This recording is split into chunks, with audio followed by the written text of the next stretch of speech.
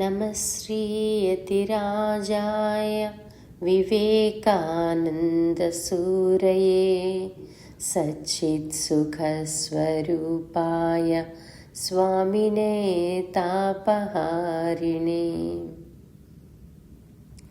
నమస్తే అందరికీ. జయరామకృష్ణ. మనం అంతరంగ అన్వేషణలో ఉన్నటువంటి సద్భావన పాఠం ప్రార్థన నేర్చుకుందాము. శాశ్వత ఆనందం అనేటువంటి విషయం గురించి మనకు నేర్పిస్తున్నారు. అంటే పర్మనెంట్గా హ్యాపీనెస్ కావాలంటే ఎలా, మనకెందుకంటే ఏదో మనకు తెలుసు కదా, మనము ఏదైనా బయట వస్తువుల మీద కానీ వ్యక్తుల మీద కానీ ఆధారపడినప్పుడు మన యొక్క ఆనందం ఎంతసేపు ఉంటుంది? కొంచెం సేపే, లిమిటెడ్గా ఉంటుంది కదా. కంటిన్యూస్గా మనకు ఆనందం కావాలంటే ఎట్లా, శాశ్వతమైనటువంటి పర్మనెంట్గా మనం హ్యాపీగా ఉండాలంటే ఎట్లా అనేది మనకి మెల్లమెల్లగా ఈ మంత్లో వివరిస్తున్నారనమాట. ఇక్కడ నేటి సద్భావన చూద్దాం. అద్భుతమైన విషయాలు మనకు చేరువలోనే ఉన్నాయి, అయితే వాటిని తెలుసుకునే శ్రద్ధాశక్తులు మనలో వికసించాలి అంటున్నారు. సో మనం ఏ పరిస్థితుల్లో అయితే మనము జన్మ తీసుకున్నామో, ఏ పరిస్థితుల్లో అయితే ఉన్నామో, ఆ పరిస్థితుల్లోనే మనకు అద్భుతమైన విషయాలు ఎన్నో ఉంటాయి. కాకపోతే మనకి వాటిని తెలుసుకోవాలి అనేటువంటి శ్రద్ధ మనకు లేదు అని అంటున్నారనమాట. ఎవరి లైఫ్ వాళ్ళది. ఇప్పుడు ఇక్కడ మనం 5 మంది 4 ఉన్నాము అంటే ఎవరెవరి లైఫ్లో వాళ్ళకి చాలా అద్భుతమైన విషయాలు భగవంతుడు ఏర్చి కూర్చి ఇచ్చుంటాడు. కానీ మనం తెలుసుకోవటం లేదు. మనకు పుట్టిన బిడ్డ వల్ల మనకు అద్భుతమైన విషయాలు జరగచ్చు, లేకపోతే మనం కట్టుకున్న భర్త వల్ల జరగచ్చు, లేదా ఏదో పక్కింటి వాళ్ళ వల్ల జరగచ్చు, గురువుల వల్ల జరగచ్చు, మనము చూస్ చేసుకున్న బుక్స్ చదవడం వల్ల జరగచ్చు. ఏదో ఒక విధంగా మన జీవితంలో అద్భుతాలు అయితే చోటు చేసుకుంటాయి. ప్రతి ఒక్క జీవితంలో అద్భుతం అనేది జరుగుతుంది. కానీ మనకు అంత టైం లేదు. మన జీవితాన్ని మనం పరిశీలించుకునేదానికి మనం అంత టైం పెట్టడం లేదనమాట. అందుకే మనం అనుకున్నాం కదా ఎన్నోసార్లు, రోజు పడుకోబోయే ముందు ఒక 5 నిమిషాలు 10 నిమిషాలు నిశ్శబ్దంగా కూర్చొని మనల్ని మనం పరిశీలించుకోవాలి. ఈరోజు నేను ఏం తప్పు చేశానా, ఈరోజు నేను ఎటువంటి జీవితాన్ని గడిపాను అని మనల్ని మనం ఇంట్రాస్పెక్ట్ చేసుకుంటే, అంతరంగ పరిశోధన చేసుకుంటే అప్పుడు మనకు తెలుస్తుంది, అవును కదా నా జీవితం ఇంత మంచిగా ఉంది అనేది మనకు అర్థమవుతుంది అనమాట. లేకపోతే మనం ఎప్పుడు కూడా కంప్లైంట్ బాక్స్ లాగా ఉంటాం, ఎప్పుడు కంప్లైంట్లే చేస్తూ ఉంటాం. అట్లా కాకుండా మనలో శ్రద్ధ అనేది వికసించాలి అని చెప్తున్నారు. పాఠం. ప్రకృతి మన కోసం గొప్ప సంపదను ఆవిష్కరించింది. ప్రకృతి మాత మనకు గొప్ప పాఠాలను నేర్పగలదు. కానీ వాటిని పొందాలంటే మనకు ఆధ్యాత్మిక దృష్టి కావాలి. సో ప్రకృతి మనకు ఎన్నోసార్లు ఎదురు దెబ్బలు తగులుతుంటాయి మన జీవితంలో. అదంతా ప్రకృతి మనకు నేర్పే గుణపాఠాలు అన్నమాట, పాఠాలు. కాకపోతే వాటిని అర్థం చేసుకోవాలంటే ఏంటి, ప్రాపంచిక దృష్టి ఉంటే సరిపోదు. ఇప్పుడు మొన్న అన్నారు కదా, ఒక ఆమె కాలుపల్లిలో వీళ్ళు ఏమన్నారు, ఒక ఆమె మన క్లాసెస్కి వస్తూ ఉంటే కూడా వాళ్ళ హస్బెండ్కి ఎందుకో యాక్సిడెంట్ జరిగింది, వేరే వాళ్ళందరూ అన్నారు ఆమె మరి అంత భక్తి చేసుకుంటా ఉంది కదా, ఇది ఎందుకు తప్పలేదు అని అన్నారు అని మీరు క్వశ్చన్ చేశారు ఒకసారి. సో అట్లా అది ప్రకృతి వాళ్ళకి నేర్పిస్తున్నటువంటి పాఠం అనమాట. వాళ్ళకి ఎందుకు అట్లా వేరే రకంగా ఆలోచన వచ్చింది అంటే, వాళ్ళకి ఇంకా ఆధ్యాత్మిక దృష్టి అనేది లేదనమాట జీవితం మీద. ఎందుకు ఆ కష్టం ఇచ్చాడు భగవంతుడు అంటే, వాళ్ళు ఏదో నేర్పించడానికే ఇచ్చుంటాడు. అది పూర్వజన్మలో వాళ్ళు తీసుకొచ్చుకున్నటువంటి కర్మలు అనమాట. అవి అనుభవించాల్సిందే కదా.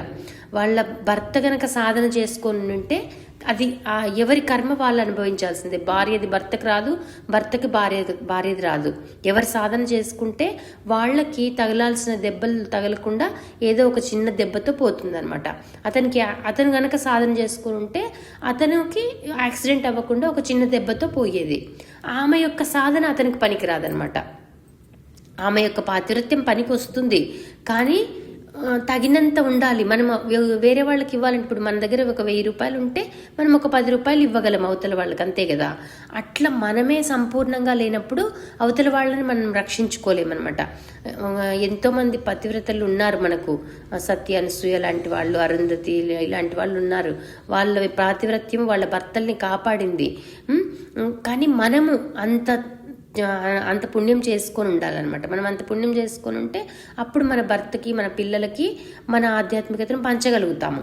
మనమే డెఫిషిట్లో ఉంటే వేరే వాళ్ళకి ఏమి ఇవ్వలేము కదా, అది చెప్తున్నారనమాట. అందుకే వాటిని పొందాలంటే ఆధ్యాత్మిక దృష్టి కావాలి. ఒక పొర తర్వాత ఒక పొర తీసేస్తే సత్యాలు వాటంతటవే ఆవిష్కరించుకుంటాయి. సో మన మనసులో మనం లోపలికి వెళ్ళి ఇంతసేపు మన ఆలోచనలు బయట వైపే విస్తరించకుండా అంతర్ముఖం అయిపోవాలన్నమాట. అలా కూర్చొని నిజంగా ఈ మధ్య నేను నిశ్శబ్ద ధ్యానం బాగా ప్రాక్టీస్ చేస్తుంటే నాకు అసలు పుస్తకాలు చదవాలనిపించటం లేదు, వీడియోలు వినాలనిపించటం లేదు. ఇంకా అలాగే నిశ్శబ్దంలోనే ఉండిపోదామా అనిపిస్తుంది. కాసేపు ముందే నేను దీపం పెట్టుకొని వచ్చేటప్పుడు కూడా ఇంకా అలా కూర్చొని ఉండిపోయాను అనమాట. అది అలవాటైతే మాత్రం నిశ్శబ్ద ధ్యానము మనకి ఇంకేది చేయాలనిపించదు. దాంట్లో అంత ఆనందం దొరుకుతుంది అనమాట మనకి. అది అనుభవించాలి, మనము అది రోజు అనుభవించాలి. అప్పుడు మనకు అలవాటు అయిపోతుంది. ఫస్ట్లో కళ్ళు మూసుకున్నప్పుడు మనకి ఏవో ఆలోచనలు వస్తుంటాయి. అయినప్పటికీ నిశ్శబ్దం తప్ప ఇంకా నాకు ఏమీ అవసరం లేదు. మౌనం మౌనం మౌనం అంతే. ఆయన చూడండి, రమణ మహర్షి గారు అన్ని సంవత్సరాలు మౌనంగా ఉండి అంత వేల మందిని ఇన్ఫ్లుయెన్స్ చేయగలిగారు. లక్షల మంది ఆయన ఫాలో అవుతున్నారు అంటే ఏం బోధించాడు ఆయన? కేవలం మౌనం, అంతే కదా. దక్షిణామూర్తి స్వరూపం కూడా మౌన స్వరూపమే కదా, మౌనంగా ఉంటూ వ్యాఖ్యానిస్తున్నారు ఆయన. కాబట్టి మనం కూడా అలాంటి మౌనాన్ని అభ్యాసం చేయాలి. అప్పుడు మౌనంలోనే మనం సత్యాన్ని కనుగోగలుగుతాం అనమాట. మౌనంలో ఉన్నట్టుండి తళుక్కుమని ఒక మంచి ఆలోచన మనకు వస్తుంది. దాన్ని మనం ప్రాక్టీస్ చేయాలి, దాని మీద ధ్యానం చేయాలి. అట్లా చేసుకోవచ్చు అనమాట. యోగ వాసిష్టం గురించి కూడా నేను కొన్ని పాయింట్స్ రాసి పెడుతున్నాను, స్టార్టింగ్ నుంచి రాసి పెడుతున్నాను. మళ్ళీ ఏవేవైతే మనకు ధ్యానానికి పనికి వస్తాయో అవి కూడా నోట్ చేసి పెడుతున్నాను. అది మనం చేద్దాం, అది కూడా క్లాస్లో ప్రాక్టీస్ చేద్దాం. అది జరిగినప్పుడు మనిషి ఒక గొప్ప ఆధ్యాత్మిక వారసత్వాన్ని, దివ్య శక్తిని తనలోనే ఉన్నదని కనుగొంటాడు. అదనమాట. మనం ఎప్పుడైతే నిశ్శబ్ద ధ్యానానికి అలవాటు పడతామో అప్పుడు మనకు అర్థమవుతుంది, అరే నా లోపలే ఉంది కదా, ఇంత సత్యం దాగి ఉంది కదా, ప్రతి ఒక్కరి లోపలే ఉంది. ఇప్పుడు నేను మాట్లాడుతున్నానంటే నా లోపల ఉండేటివి బయటకు వస్తున్నాయి అనమాట. మీరు వింటున్నారు, అర్థం చేసుకుంటున్నారు అంటే మీలో ఆల్రెడీ ఆ నాలెడ్జ్ ఉంది అని అర్థం అనమాట. కాబట్టి ఎవరైతే అట్లా నిశ్శబ్ద ధ్యానానికి, తన అంతరంగ అన్వేషణకి, ఆత్మ పరిశీలనకి ఎవరైతే అలవాటు పడతారో అప్పుడు వాళ్ళకి లోపల నుంచి సత్యాలు అనేటువంటివి బయటకు వస్తూ ఉంటాయి అన్నమాట. దీనిని ఎవ్వరూ ఇవ్వలేరు, మనకు మనమే సాధించాలి. కాబట్టి ఎవరో గురువు ధ్యానం చేసేసారు, నాకు వచ్చేస్తుంది అదంతా శక్తి అంటే అట్లా కాదనమాట. గురువు కొంతవరకు మనల్ని గైడ్ చేయగలరు, అంతే అనమాట. మనమే సాధన చేయాల్సింది మనమే కదా. ఇప్పుడు గురువు ఒక మంత్రం ఇచ్చారనుకోండి, మనమేమి సాధన చేయకుండా, మనమేమి దాన్ని జపం చేయకుండా ఉన్నామనుకోండి, ఆ మంత్రం యొక్క శక్తి మనకు ఎలా వస్తుంది? కాబట్టి గురువు చేసే పని గురువు చేస్తారు, మనం చేయాల్సిన సాధన మనం చేయాలి అని చెప్తున్నారనమాట. ప్రార్థన. ఓ నా హృదయాంతరాత్మ, ప్రాపంచిక ఇంద్రజాలం నుండి నా మనస్సును ఉపసంహరించటానికి సహకరించు. సో మనకి ఎంతసేపు ఉన్నా, మనం ఎంత సాధన చేద్దామనుకున్నా, మనం ఎంత తపన పడినా కూడా మనకి కొన్ని ఇబ్బందులు వస్తుంటాయి. చూడండి, లాస్ట్ వీక్ మనకి పైన ఇంట్లో రిపేర్ జరుగుతూ ఉంటే మనకు వినిపించలేదు. మనందరికీ శ్రద్ధతోనే వచ్చాం ఇక్కడికి, కానీ మనం క్లాస్ చెప్పుకోలేకపోయాం కదా. అట్లా ప్రకృతిలో మనకి చుట్టుపక్కల ఎన్నో ఇబ్బందులు అనేవి ఉంటాయన్నమాట. అవన్నీ సాధనకి ఇబ్బంది జరుగుతూ ఉంటుంది వాటన్నిటి వల్ల. కాబట్టి ఫస్ట్ మనము ఆ ఇంద్రజాలంలో చిక్కుపడుకోకుండా ఉండేటట్లుగా చేయమని భగవంతుడిని ముందుగా ప్రార్థించాలన్నమాట.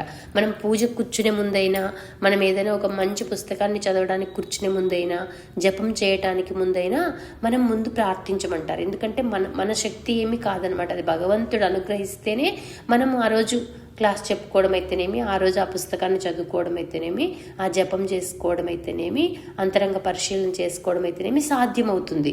అంతేకాని మన గొప్పతనం ఏమీ లేదనమాట. భగవంతుడు అనుగ్రహించాలి. ఒక దీపం పెట్టుకోవాలి ఇంట్లో అంటే కూడా భగవంతుని అనుగ్రహం ఉంటేనే పెట్టుకోగలుగుతాం అనమాట, నిజంగా. కాబట్టి ఏమంటున్నారు, నా మనస్సుని అట్లాంటి వాటి నుంచి ఉపసంహరించు అంటే వెనక్కి తీసేసేయి, వాటి మీద నాకు ఇంట్రెస్ట్ లేకుండా చెయ్యి అని చెప్తున్నారు అనమాట. దానిని స్పష్టంగాను శాంతంగాను ఉంచు. కాబట్టి ఎప్పుడు వేవరింగ్ మైండ్ అంటారు కదా, వేవరింగ్ అంటే అటు ఇటు వెళ్తూ ఉంటుంది మైండ్.